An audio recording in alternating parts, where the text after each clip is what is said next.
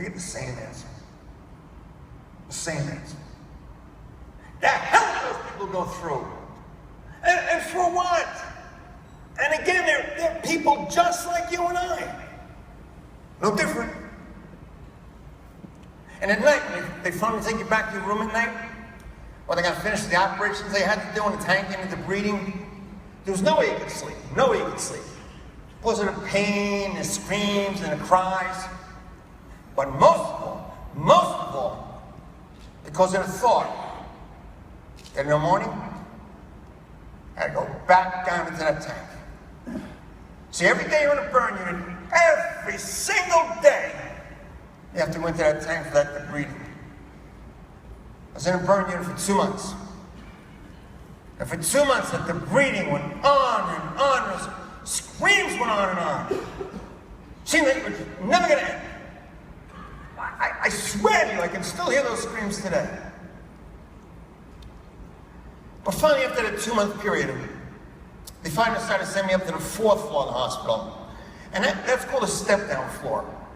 And that's where they try to bring you back to somewhat of a normal hospital life. Not a normal life, but a normal hospital life. Because you're in the burn unit, the only thing you do down there besides the tank unit and breeding are life-saving operations. And believe me, I had plenty of them. Up on the 4th floor, a lot of the other operations, you know, a lot of skin grafts. Not the cosmetic kind. They're not the cosmetics. Until much later on. Operations to get skin onto your body, you know. A lot of physical therapy. Extensive physical therapy. When you get burned, your whole body just literally seizes up, just locks up just like that. And they have to come up there and force things to move. That, believe me, you don't want to move. Every day they come there, they push, and they pull. Sometimes I think that pain was almost as bad as some of the other pain. And at one point, their arm in particular was locked in its position. Couldn't straighten out, couldn't bend it. As you can see, I still can't straighten it out. The lock's right there. They operated my elbow, they rebuilt my elbow. They actually had to move muscles around. It still wouldn't work. They finally decided they're going to send me out to this rehabilitation hospital. They did. They sent me to this hospital called Kessler Rehab. It's the worst hospital I've ever been in my entire life. And I've been in hospitals all over the country. New York, California, Texas, Jersey, Pennsylvania, all over. This is by far the worst. And it wasn't because of the facility, or the doctors and nurses, or anything like that. It wasn't because of it at all. It's because of the other people that were in the hospital. Again, they were people just like you and I. No different. A lot less fortunate than you and I. But certainly no different. My roommate in that hospital was also a young guy, and also in a motorcycle accident. He was about 19 years old. He was at a party. He left the party, and he was slightly intoxicated. He came out, and he jumped on his motorcycle, and he took off. And he wound up dumping a bike about a mile down the road. And he was a quadriplegic as a result of that accident. And he was in that hospital learning how to get around with one of those wheelchairs. You drive with your chin. Because that's all he can move, is his chest up. There's another guy in there, very, very much like me. He didn't believe in safety equipment either, especially around the home. I mean, what's going to happen at home? It's so bad, you know? He's down in his basement working on his hobby. He used to make model boats and model airplanes. He's down in the basement, has a little grinding mill set up down there. He's grinding away. He had any glasses on or shields or anything like that. And actually, it's a classic accident. There was a flaw, a crack, in the grinding wheel itself. And as the wheel spun around, it blew apart. Fragments got in both eyes. He's blind as a result of that accident. And he was in that hospital learning how to get around with those canes with the red and white tips on them. And before I said to you, safety equipment is uncomfortable. Seatbelts are uncomfortable. We know it's uncomfortable. Learning how to get around for the rest of your life in those wheelchairs you drive with your chin. That's uncomfortable. Or learning how to get around for the rest of your life with those canes and red and white tips on them. That's uncomfortable. It's damned uncomfortable. Safety equipment uncomfortable? Seatbelts uncomfortable? Give me a break. Nothing at all uncomfortable about that. Nothing uncomfortable about that. You know what else is uncomfortable? In the last couple of years that I've been doing these, more than the last couple of years, that I've been doing these presentations, more and more people or companies have asked me to come in, and the military for that matter, come in and speak about flame retardant clothing. Because flame retardant clothing is always a very big issue. When I went there to speak, first thing people said to me is, hey John, do you have flame retardant clothing on? And I did have flame retardant clothing on, but I don't like that stuff. Because flame retardant clothing is uncomfortable as hell, especially in the summertime. It's hot as hell. And I hated wearing it. But I did wear it. But I was one of those guys who was always out there working in the summertime. My sleeves rolled up. Some boss was ever coming out there and say, hey John, roll down your sleeves. I'd roll them down, you know, he'd leave, I'd roll them back up again, you know. The hell does he know? I have to work out there in the heat. I did. So I was had them rolled up. So I thought I'd show you the result of that little escapade and what it looks like when you get burned. Hopefully you guys can all see this. I'll actually probably see if I can walk down there. I don't know if they can get a close-up of this. Can you guys see the scars here? Yeah. Can you see the direct line where, I don't know how to do it, the direct line where the scars end and where I have my sleeves rolled up? You guys can see that, right? This is uncomfortable today. This is uncomfortable today. Do you know how many times, I'm going to take a walk down there. These lights are killing me. Do you know how many times I've stood in front of a mirror and looked at that and said, why? Why the hell did I do it? Just so I could be comfortable and work for a couple of hours? Or so I could look cool and macho? No, for the rest of my life. The rest of my life I have to look at that. For what? For what? So it's kind of up to you what you do about your safety equipment. That holds true for all safety equipment, not just flame retardant clothing, any safety equipment, a home or the job. Helmets, goggles, earplugs, seatbelts, bicycle helmets. It's really your choice whether you wear that stuff or not. You know that as well as I do. Nobody's going to follow you around out there 24 hours a day, checking to see if you're wearing your seatbelts or following procedures or wearing your safety equipment. It's really your choice.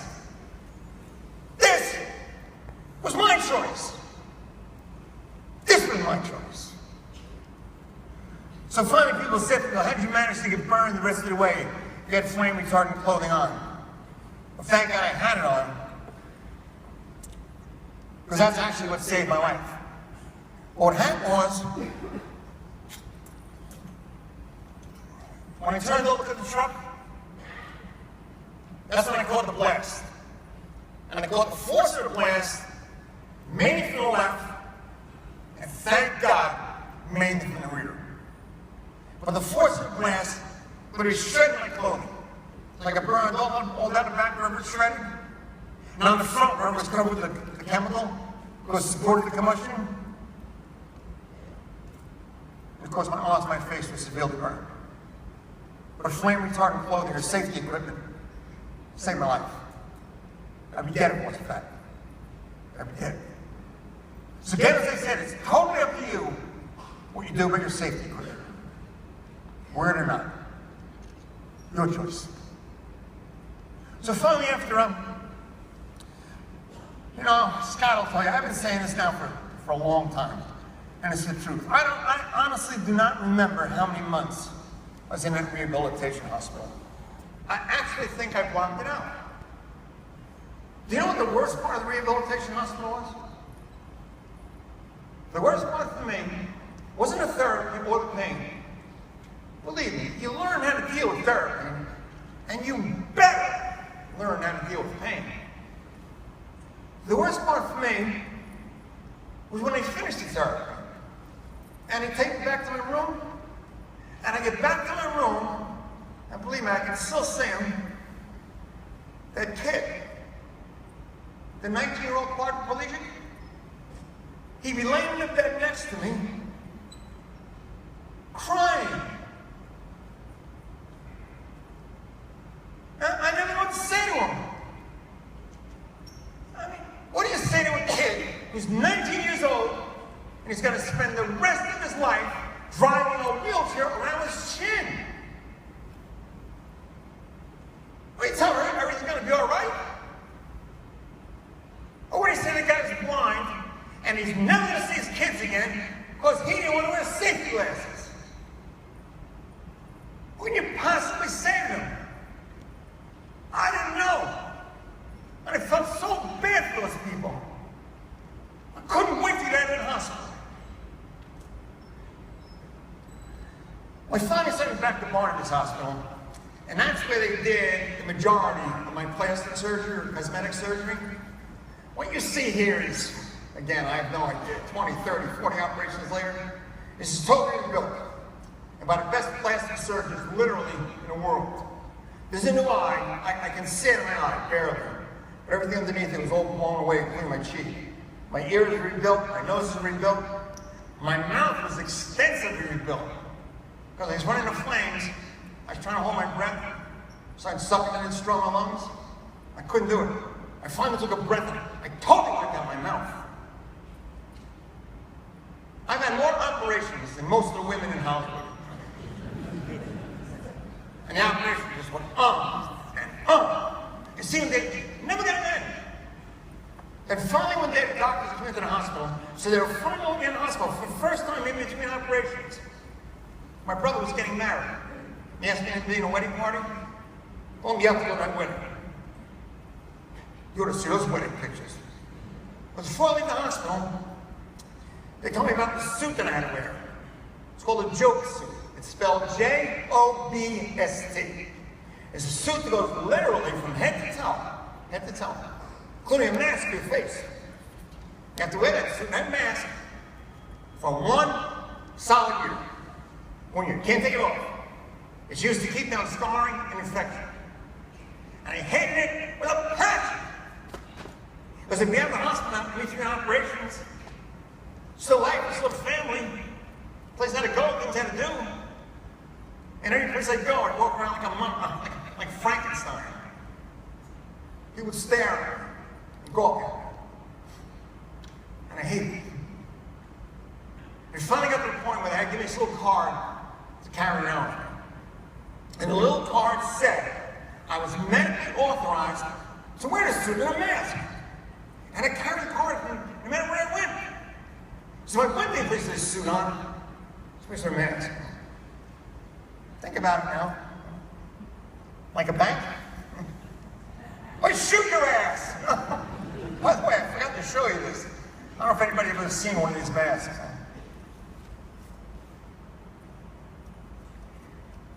There's a picture of my daughter up there. I've been looking at it all the way on the other side here, and I'm having a hard time doing this talk. See that mask? As I said, you got to wear that mask for 1 solid year.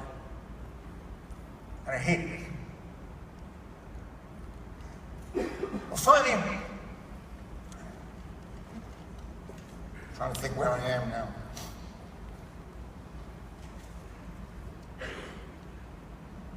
Finally, they let me out of the hospital. And you know, you ever read about an accident in the paper? Any accident. It doesn't have to be a spectacular fire and explosion. Any accident on your job or at home or in a car. You read about it, it says so-and-so's in a hospital and they're in satisfactory condition. They figure, wow, it's too bad they got hurt. But thank God they'll be fine when they come home from the hospital. They'll be fine.